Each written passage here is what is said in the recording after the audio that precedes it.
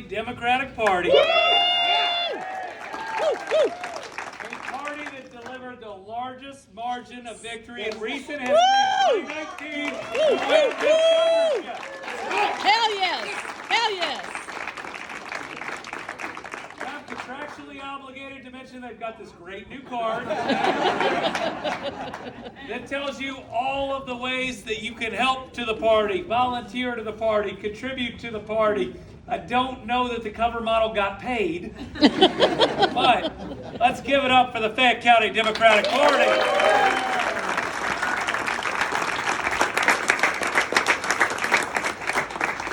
Before I start, I want to say a few things about the people you've heard tonight. How great is it after the last administration to have a public school educator as your lieutenant governor?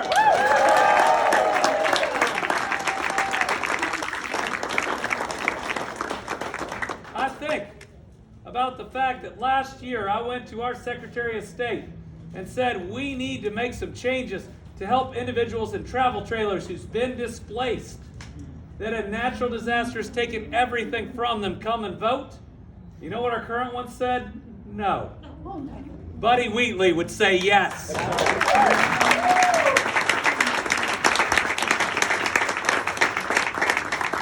can't tell you what it's been like to have a state treasurer that's tried to stop you at every turn, including saying you can't spend $52 million in the West or $13 million in the East that you raised from private donations to try to rebuild those areas. I know that Michael Bowman will always stand with us for what's right. That's right.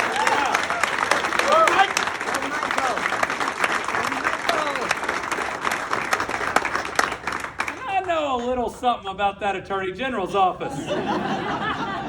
I know that when you have the right Attorney General, you can arrest a record number of child predators. You can sue more opioid companies than any other AG, no matter who takes credit afterwards. That you can get out there and start a group that protects senior from scams more than anybody else. That you can file suit to lower insulin costs, something that's happened. Or you can just chase whatever the political issues of the day are, wasting your time in office. I can't wait to see what my friend, a veteran, Colonel Pamela Stevenson does as Attorney General.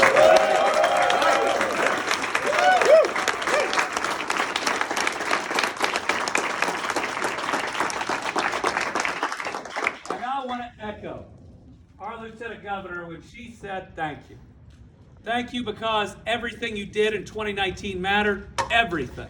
When you think about winning by 1.5 votes per precinct, every single dollar, every phone call, as she says, every conversation with a difficult uncle over Thanksgiving, you got to have that conversation before Thanksgiving this year. Everything mattered. And people will say to me, I mean, was it rough winning by a small amount? And I'd say, well, I'd like to have won by more. But in all honesty, it makes me grateful. It makes me truly grateful and thankful for everything that you did. And as we look back, we thought that election was about right versus wrong, and in many ways it was. It was about how we treated people. But it turned out about 4 months later, it was an election about life versus death. So to everybody who worked on that campaign, thank you for saving tens of thousands of lives.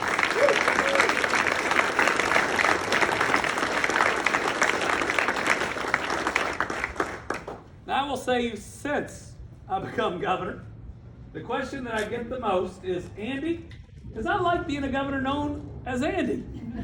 They'll say, Andy, did you have any idea what you were getting into? And I always say the same thing. No, did you? It's okay to admit what we've been through has been hard. In many ways, it's been historically hard. We've lived through a pandemic that's taken 18,000 Kentucky lives. We've lived through tornadoes that took a record 81 Kentucky lives. We've lived through flooding that took 45 Kentucky lives, and it's left thousands without the things that they had worked decades to earn. We went through a polar plunge. Who knew it could get negative 45-degree wind chill in Kentucky right before Christmas? We thought we'd have to have planned blackouts on Christmas Eve, and everybody said, you better tell me the time because I'm cooking for the next day. We're living through inflation that while cooling is still difficult, we even lived through that last weather storm where it was thunderstorms plus tornadoes with a windstorm coming behind us. And it's hard for me to process that we're living through a war in Europe, something I thought I'd only read about in textbooks, and I never thought I'd learn through Twitter, of all things, that apparently I've been banned by Russia.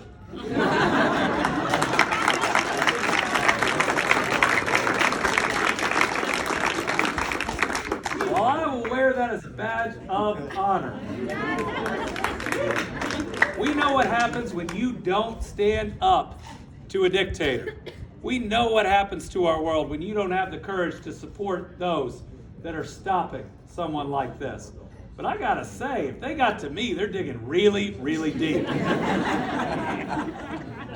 But you know, even after dealing with that, and personally, even after the events of last week where I lost one of my closest friends to one of the most senseless acts of violence imaginable, I'm gonna tell you, my faith might have been shaken, but it is not broken. And I believe that these last couple years, thanks to Tommy and everybody's help here, that we are laying the groundwork for a better, more hopeful, more prosperous Commonwealth than any of us could have ever imagined. And it's important even in the darkest of night that we realize that 30th Psalm says, weeping may linger in the evening, but joy comes in the morning. And that when we come together, when we band together, when we help each other through those most difficult moments, we set ourselves up for the good moments to come. Go back to 2021. 2021 was the height of the pandemic. You remember we were dealing with the Delta variant, losing more people than ever before. But what did we also do during that year? We didn't just break, we shattered every economic development record in the books, which means we created more opportunity for the future of this Commonwealth than we have ever seen.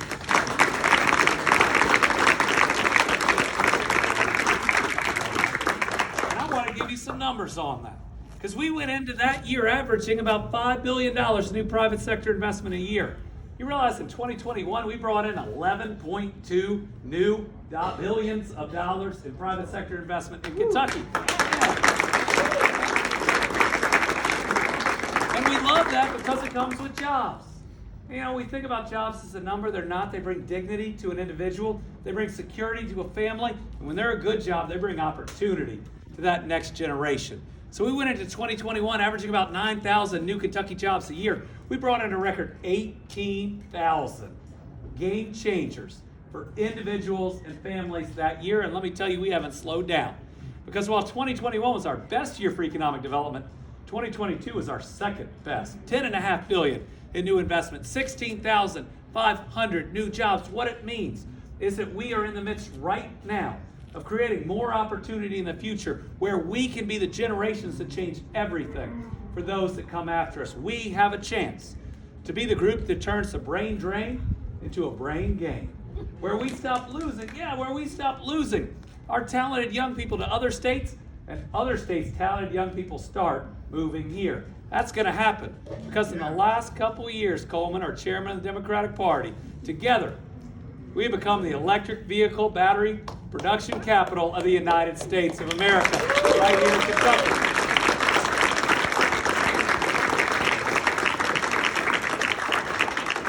And let me tell you, it felt pretty good when Site Selection Magazine came out and ranked us last year. Us, Kentucky, us. A state people used to look down on, a state people used to view as a flyover state, as number 2 in the entire country in per capita economic development. Number 2, 40 other eight states were looking up to us. How about that?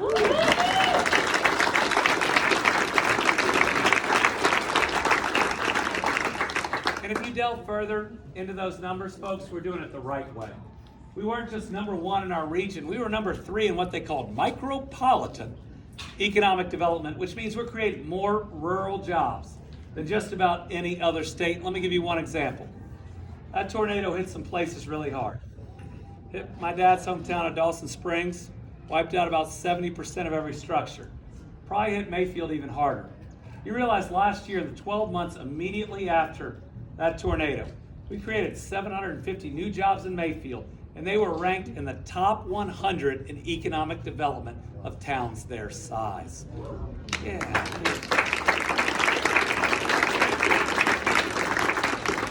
It means that town isn't just going to survive, it's going to thrive. And when we announce Descend Elements, the largest investment in the history of Western Kentucky, a $1 billion facility that's going to recycle the lithium in our phone batteries and our tablet batteries and put them into automotive batteries so we don't have to rely on China for 1 ounce of lithium. That $1 billion facility is 26 miles from Dawson Springs, my dad's hometown. It's going to thrive as well. And, we didn't slow down in 2022 either. We're already $1.7 billion into this year, $1 billion into that Hopkinsville area, meaning maybe I'm overdoing it for Dawson Springs. But the chance that we have to build the economy that we've always dreamed of, that no matter how big that our kids dream, they can chase those dreams right here in Kentucky. We have never been closer to that. And is there anything that we can do that would leave a more important legacy than that? One where every child has the opportunity to thrive. Now, there are a lot of people out there talking about something being a crisis or a challenge that's possibly one of the best opportunities we've ever seen. We are creating so many jobs right now that we have a job for every person who wants it. Think about that.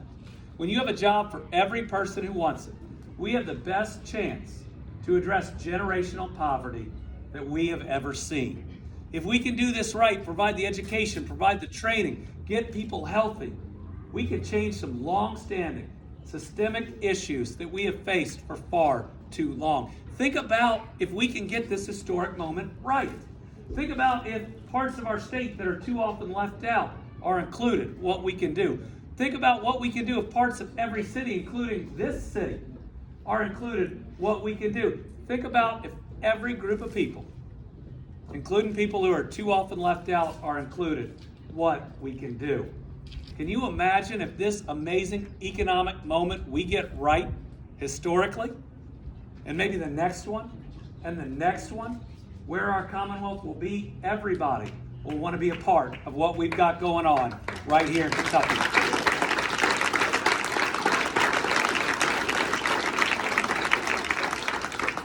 I truly believe, I really do, that these last several years have said that we can do the right thing. We can do the smart thing. We can lead in ways that move our people forward, but do the moral thing as well.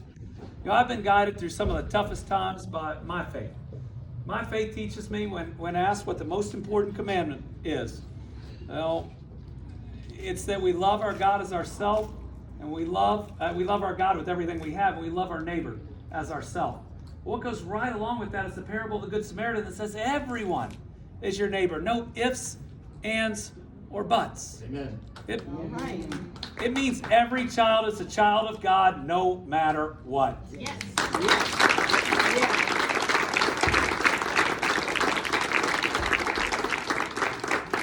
And it means we should see and accept and love everyone for who they are. That's right.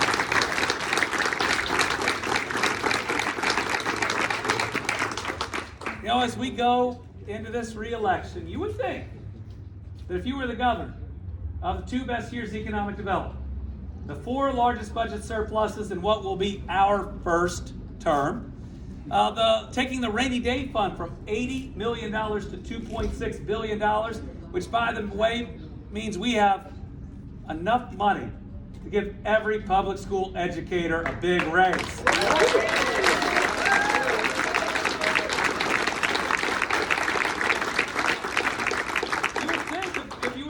That had the lowest annual unemployment rate, the lowest monthly unemployment rate 4 separate times, including this last month, that maybe this wouldn't be a tough campaign. It's gonna be.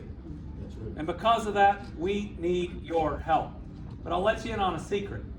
This is the first election I've ever started ahead. We're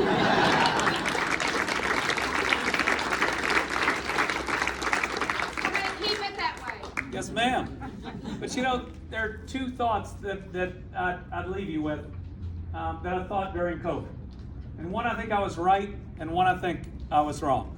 The one I think I was right is people ask me, Andy, how are you going to do this? You're going to have to make a lot of decisions that might cost you your re-election. And I look at them and I'd say, easy. This is about life versus death.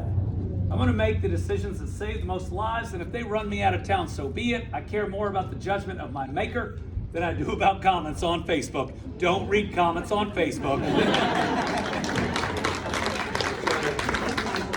Definitely don't go and now read the comments on my Facebook. But see, don't read them. But the other thing that I said, and folks, I think I was wrong, and Brittany Beshear said, I'm going to take a note, was I said I thought the most important thing I'd ever be called to do was to lead this state through a pandemic. I no longer believe that's true. Because, Lamine, I believe we are sitting at the greatest moment of potential that we've ever seen. A moment to not only leapfrog 10 other states' economies, but to be a top 10 state economy. A chance, if we put our arms around everyone, to truly give everyone a shot at real prosperity. I believe we are living at a moment right now where we can make Kentucky everything we ever dreamed of and leave no one out, include every single person. And that's, I think, perhaps the highest calling that you can be called for, to make that better world for your kids and everyone else's. So we need your help. Listen, we don't know who we're going to be up against in the general election, and I'll be fair, I'm pretty zen about it. I mean, when you've governed through COVID and tornadoes and flooding, you don't lose sleep over who your opponent is going to be, and they seem pretty busy with each other right now, don't they? But regardless of who it's going to be, both in my election and up and down this ticket, we need your very best. We are fighting for nothing less than the future of our Commonwealth and the best chance in my lifetime to move it forward, not a little bit, but a whole lot. So every dollar that you can give to the Fayette County Democratic Party, every dollar that you can give to our campaign or any of these other candidates' campaigns. And I want to, before I ask you for everything else, I want to remind you that while money isn't everything in politics, everything you do costs money if you're doing it right. For someone who might be up against a billionaire, I believe that the power of everybody chipping in what they have can be enough, because in 2019, we beat a multi-millionaire. Right. We've shown that we can do it.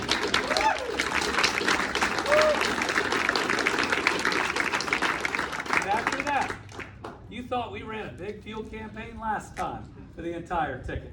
You're going to see the largest one you have ever seen.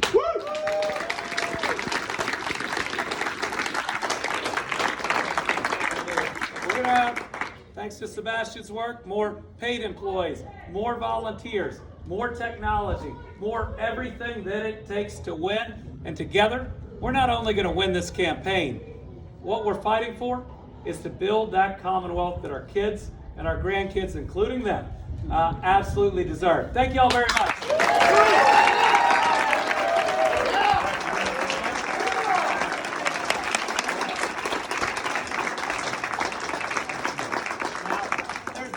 Talk tonight about how it's hard to follow people. So when Karen asked Michael and I to follow the governor, I said, that's a pretty big ask to follow the most popular Democratic governor in the country.